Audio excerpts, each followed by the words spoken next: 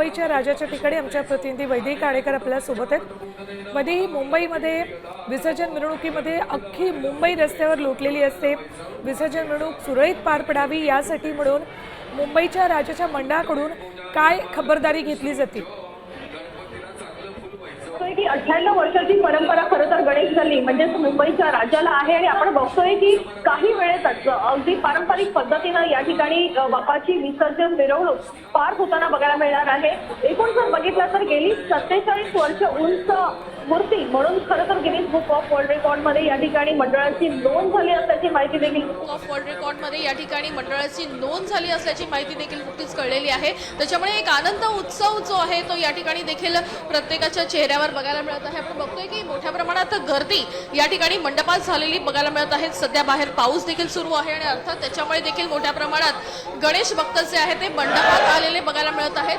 22 फूट अशी उंच गणपतीची मूर्ती ही दरवर्षीची असते, त्याच्यामुळे अर्थात 22 फूट जी आहे ती घोषणा या ठिकाणी जी आहे ती बाप्पाची केली जात असल्याचं देखील बघायला मिळत आहे। काही वेळेतच उत्तर पूजेला सुरुवात होणार आहे आणि उत्तर पूजा झाल्यानंतर आरती होणार आहे आणि आरतीनंतर बाप्पाच्या मिरवणुकीला पारंपरिक पद्धतीनं सुरुवात होणार आहे। आपण बघतोय की आरती झाल्यानंतर या ठिकाणी गुलाल उधळला जातो आणि बाप्पाला जे आहे ते अगदी भावपूर्ण वातावरणामध्ये जो आहे तो निरोप दिला जातो। जन्मोत्सव पुढच्या वर्षी लवकर या।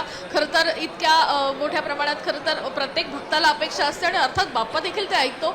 मात्र एक भावनिक वातावरण जे आहे ते काहीसं बघायला मिळत आहे। अगदी लांबून या ठिकाणी जे आहेत ते भक्त या ठिकाणी दाखल झालेले आहेत, बाप्पाला निरोप देण्यासाठी दाखल झालेले आहेत आणि जे खरं तर लालबाग परळ दादर परिसरामध्ये राहणारे होते मात्र आता अन्य ठिकाणी जे आहेत ते स्थलांतरित झालेले आहेत। असे अनेक भाविक देखील या ठिकाणी दाखल झालेले आहेत।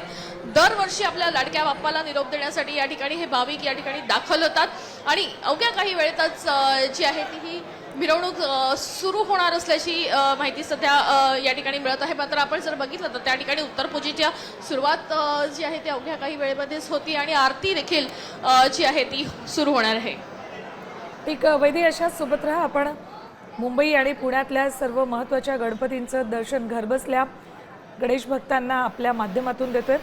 तर मुंबईच्या राजाच्या दर्शनाला आत्ताही प्रचंड गर्दी जमली आहे। कार्यकर्ते मंडळाचे इथे उपस्थित आहेत। काही वेळातच आरतीला सुरुवात होईल आणि त्यानंतर विसर्जन मिरवणुकीला सुरुवात होणार आहे। गणेश गल्लीच्या राजाची ही दृश्य।